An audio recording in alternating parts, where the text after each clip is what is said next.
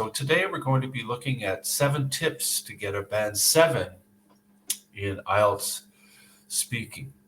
And this lesson has been designed so that you know exactly what the examiner is looking for.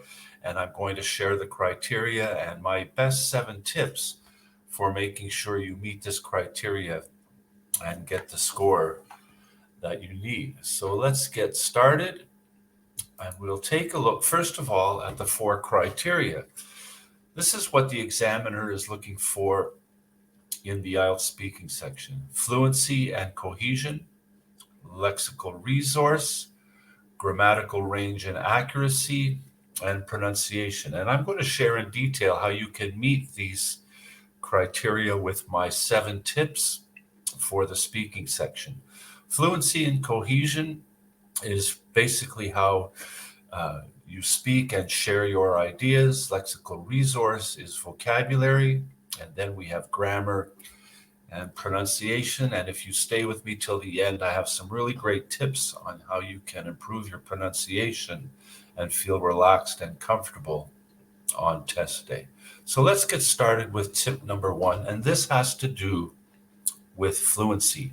And according to Band 7 criteria, Band 7 in fluency means to be able to speak with no noticeable effort. In other words, you're just relaxed and comfortable and speaking quite naturally and fluently. And in this case, for Band 7, you'll make few mistakes and you won't be correcting yourself too much as you speak. So when it comes down to fluency, what this really means is that you want to speak naturally. And this is what is meant by effortless. It's just a natural conversation that you're having with another person.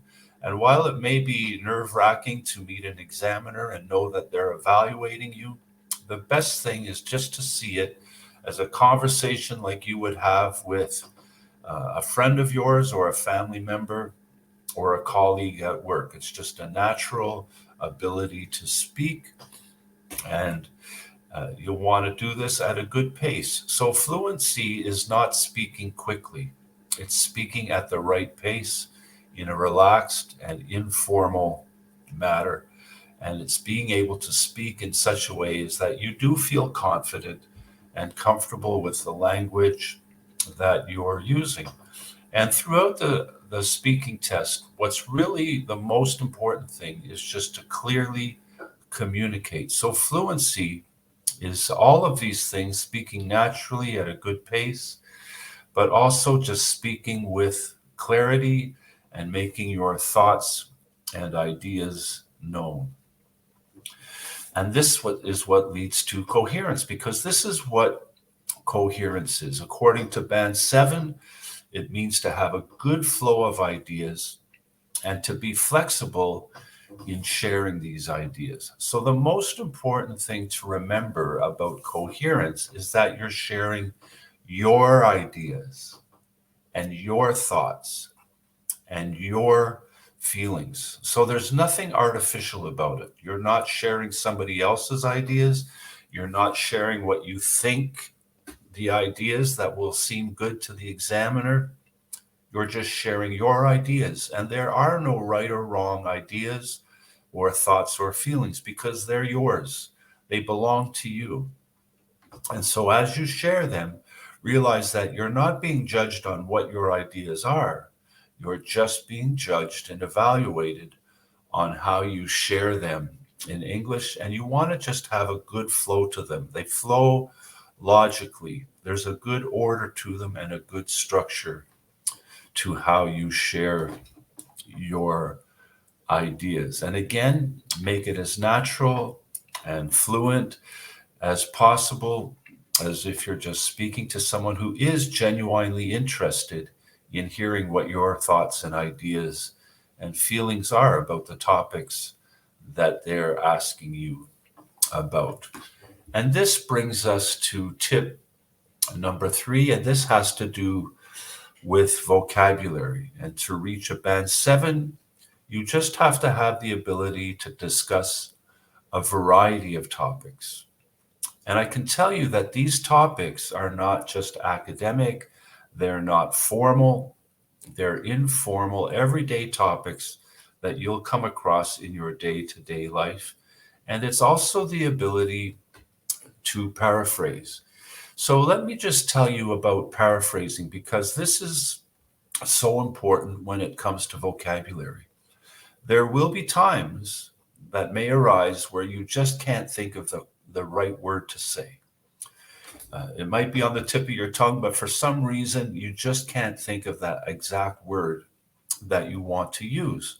So, paraphrasing is the ability to use two or three words or a phrase to replace that one word that you can't think of. So, don't panic or get worried if you can't think of the exact word or the best word. Just use a phrase or two or three words that will get that idea across. And when it comes to vocabulary, really what it is that you just want to make sure that you have the words to express yourself clearly. It's all about clear communication, speaking with clarity. And the type of vocabulary that you'll need, again, is not academic or fancy words. So don't prepare for the IELTS exam by trying to memorize academic word lists and have a set of fancy words that you can insert and hopefully use effectively.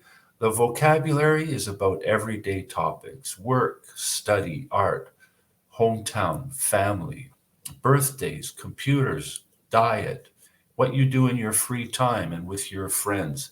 These are the most common topics that will come up in the speaking section of the IELTS exam. So again, don't go looking for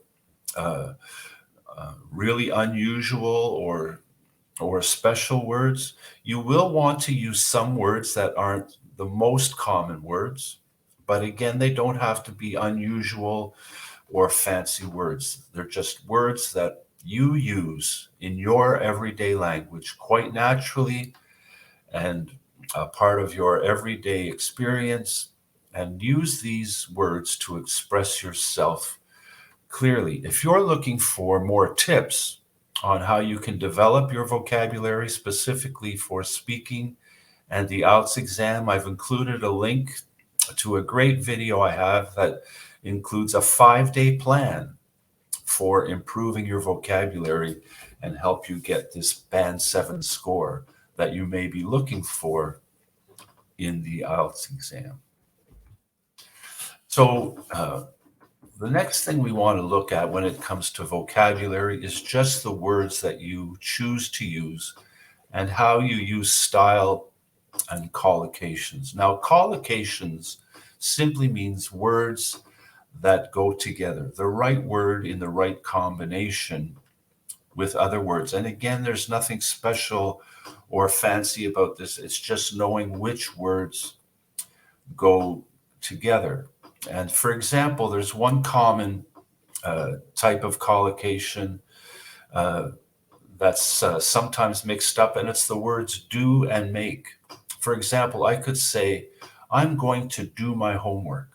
But if you say I'm going to make my homework, that's incorrect. So just these little things.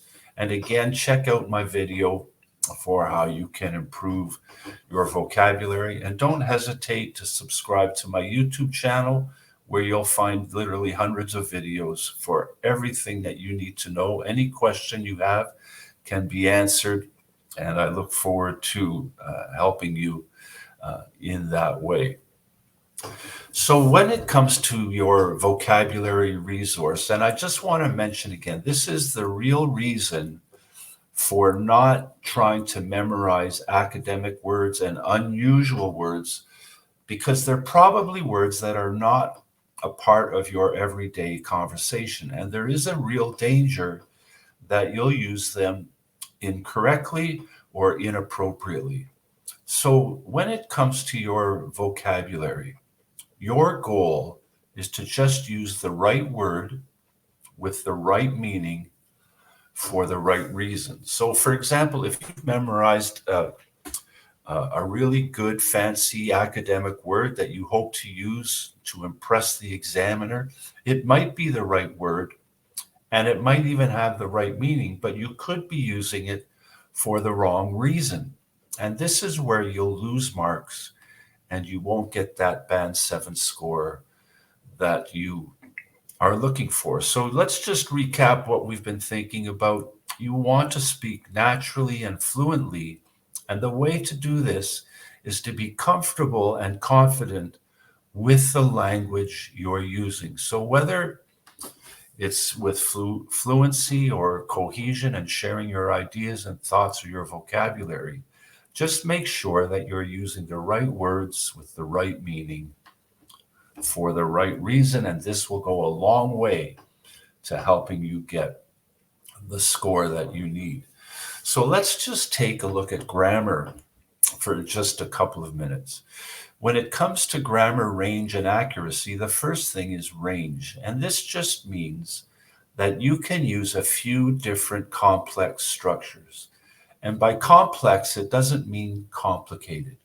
You can keep it simple. And I just want to show you maybe 5 different types of sentences and how you structure them. I'll give you some examples to just show you how this can work, still using your own words, your own vocabulary, and speaking naturally.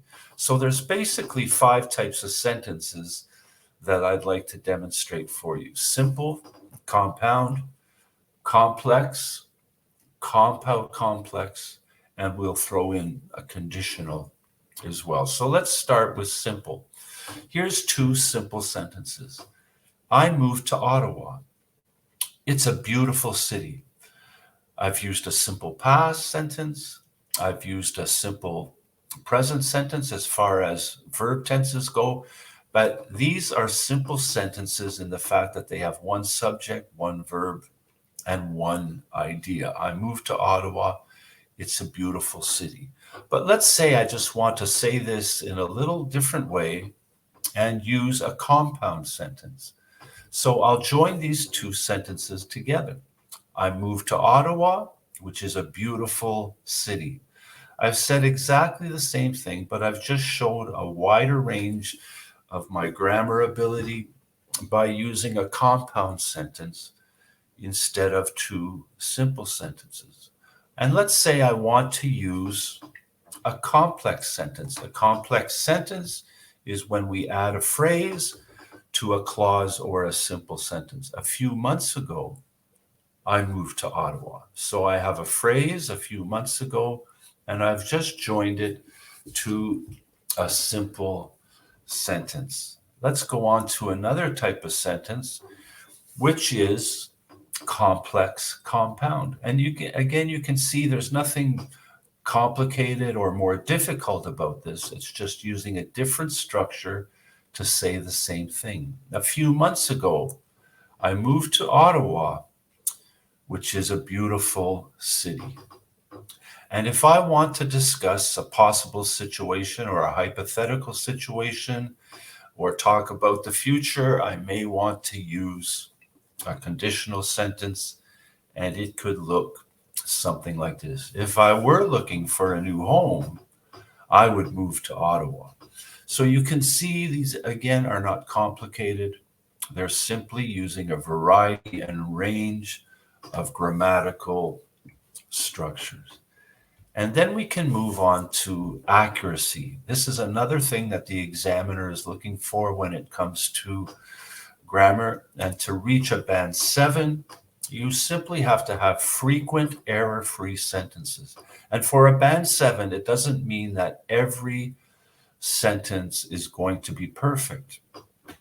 It just means that you're going to have more error-free and correct sentences than incorrect ones. And so you'll want to make just very few grammatical mistakes. And when it comes to grammar accuracy, it means to just use the tenses correctly, to be able to use a negative form of a sentence, and also to be aware of prepositions. Prepositions are these little words that can make a big difference.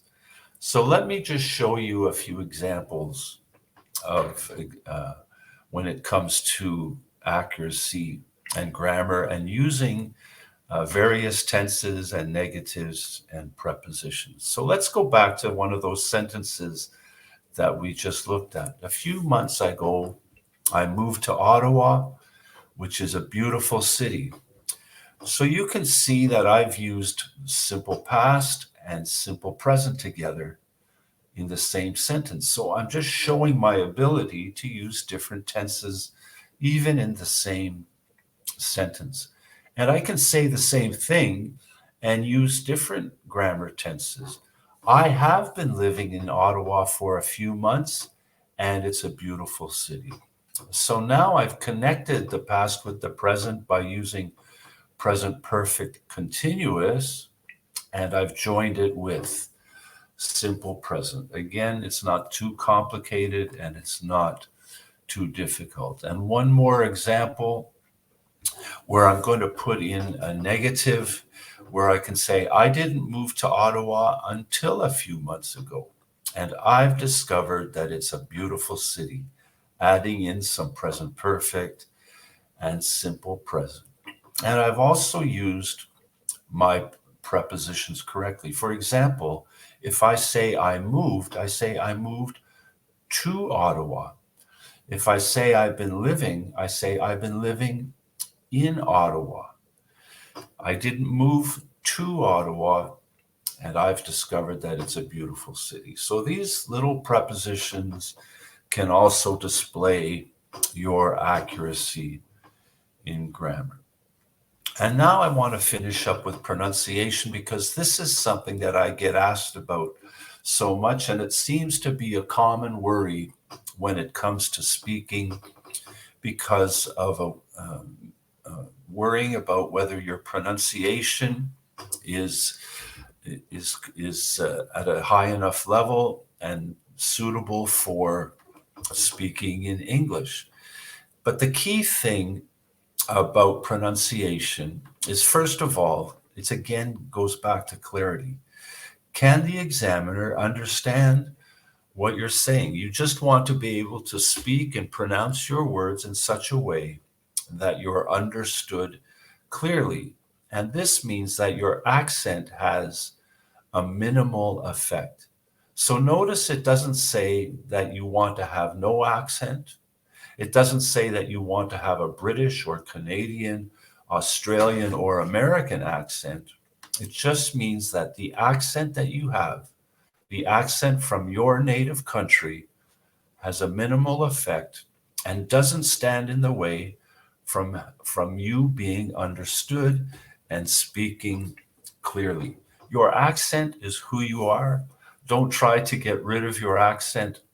Just work mostly on being understood. I'm going to give you a couple of great tips for pronunciation in just a moment, but let's just say to be really clear and understand what having good pronunciation means, it's that you're easily understood and that you speak with clarity. So, how can you do this, and how can you